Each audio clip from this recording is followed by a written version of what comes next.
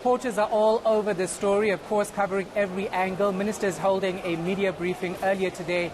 Albiwe Mtila was there, a grade R pupil in Richards Bay, apparently testing positive for COVID-19. Tuba Vilane following that angle. Slindelo Masikane also speaking exclusively to one of the people being treated in quarantine in Limpopo. And then Barry Bateman is following all the craziness at stores.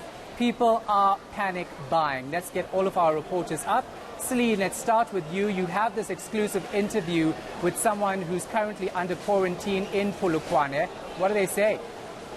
That's right, Shahan.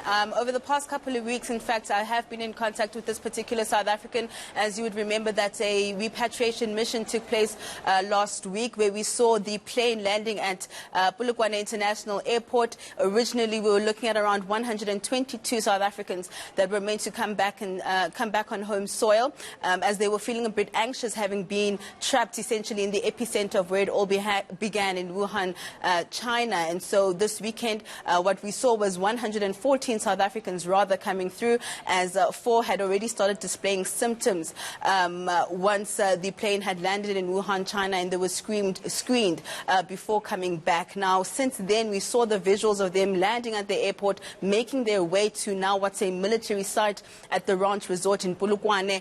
Not much being said around the treatment or what's happening inside, but the South African in particular that I spoke to has given me some details around them having settled in, having had to go through a number of screenings as well, and of course also talking about the fact that they couldn't really have access to their phones for some time, or their chargers rather, and only being able to make contact quite late over the weekend. Let's just take a listen to what he had to say to me with regards to settling in at the Ranch Resort.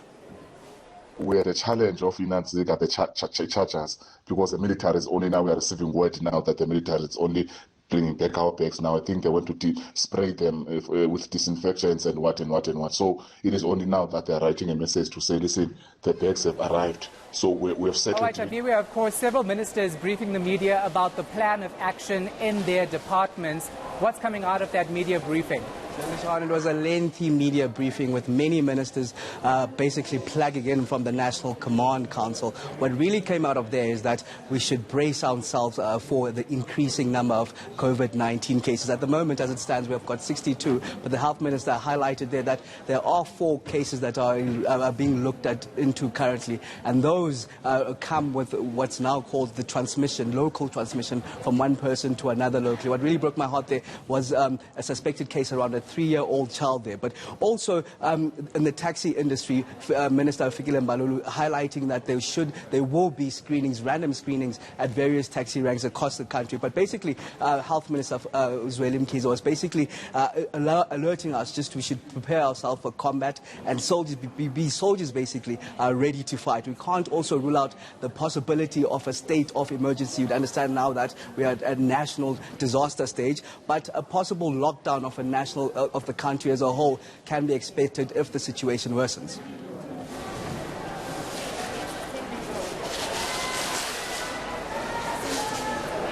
So, Tuba, let's go to you. A grade R pupil in Richards Bay, apparently testing positive.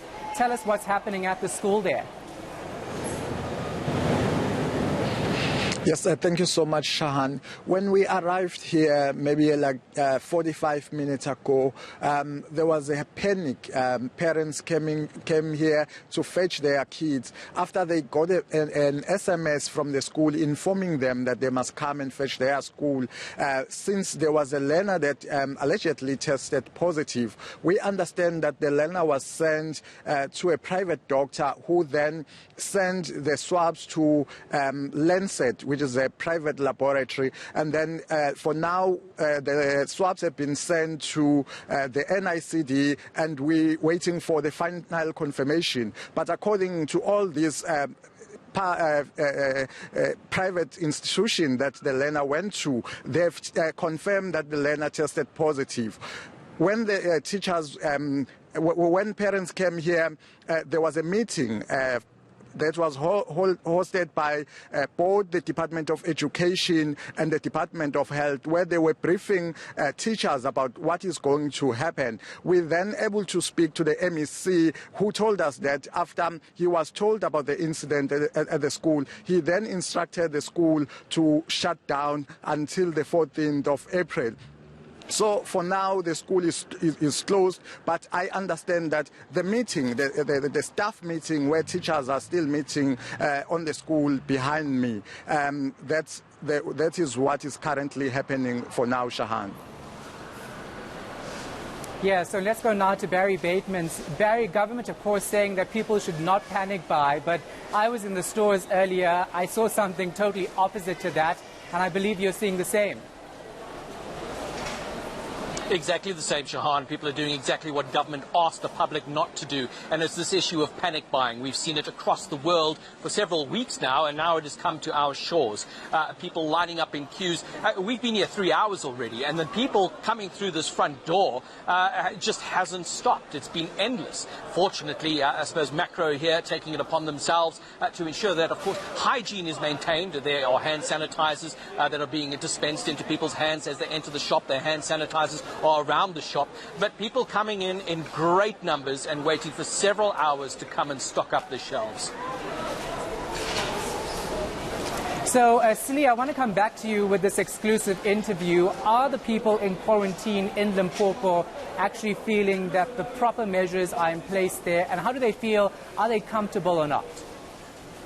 Well, in essence, the little that I've been able to get a hold of the particular South African who wants to, of course, remain anonymous is the fact that they have really been, quite satisfied or really appreciative of the efforts that have been taken by the South African government, not only to get them here, but to ensure that, they are in a safe place and that they're going to be monitored for the next couple of weeks so that, it's safe for them to be able to go and meet their families. You can imagine after some time, we saw a number of organizations, we saw some people in Limpopo as well, angry at the fact that they were going to be quarantined in their particular province. Many worried about the fact that the government is bringing disease into the country. But of course, reassurances from the government to say that everyone who was repatriated was screened and will continue to be monitored at the ranch resort. And this particular South African is telling me that, once they've been inside, not only are their bags being checked,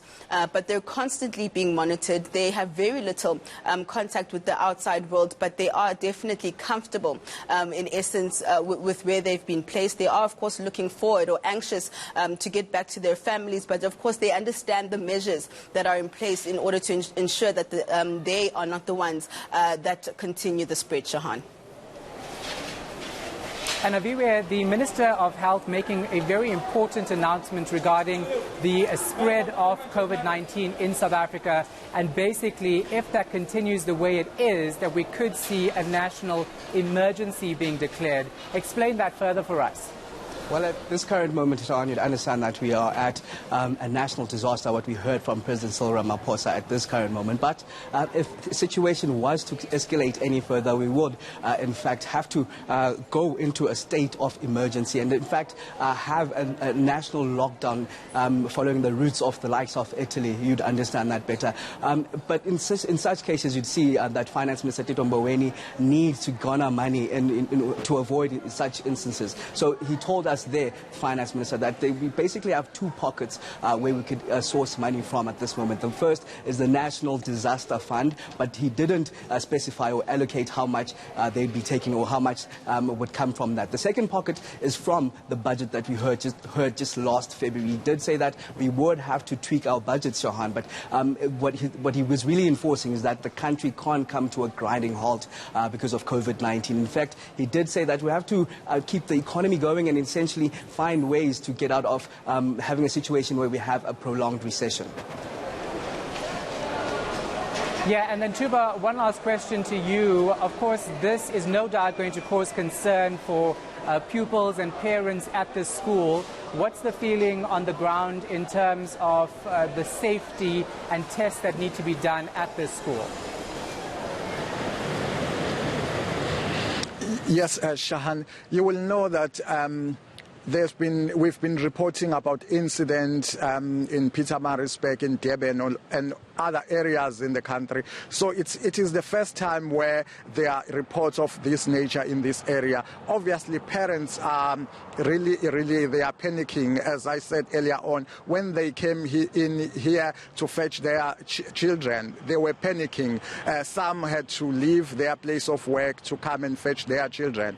For now, we understand that we've been told that the doctor and the child that the doctor that tested the child have both been quarantined, and there are also about 17 pupils at the school that might have had contact with the learner that are also being monitored. So when we spoke to the teachers at the school, they are saying the school, since it has been closed today, and they will only open on the 14th. It gives them enough time to monitor if there were any contacts around the school. So they will have enough time to identify if there are any symptoms or showing out on some of the learners. Yeah. Barry, let's end with you. Of course, we're seeing the panic buying, so to speak. What items are flying off the shelves? Well, Shahan, it's those non-perishable items that you can stack into your cupboard and keep them for months. So we're looking at your canned goods, a lot of those. We're looking at staples. So we're seeing rice, pasta, milli meal flying off the shelves. And then those items to ensure that you are, maintain high hygiene standards. So we're seeing a lot of the cleaning agents, hand sanitizers, soaps, and of course washing powders and the like. And then there's that one that we've seen an international surge for, toilet paper. It appears a lot of people want to stock up on that during this period. But I think those main ones are related to the items that you can put into your cupboard and you can keep for an extended period of time without it going off. Barry, I think we're all going to send you texts with our shopping list. You can buy all of those things for us as well. While you're there, Barry Bateman, of course, is in Macro, Tuba Vilana is in Richards Bay, Slindelo Masikane and Albi Wemtila in Johannesburg.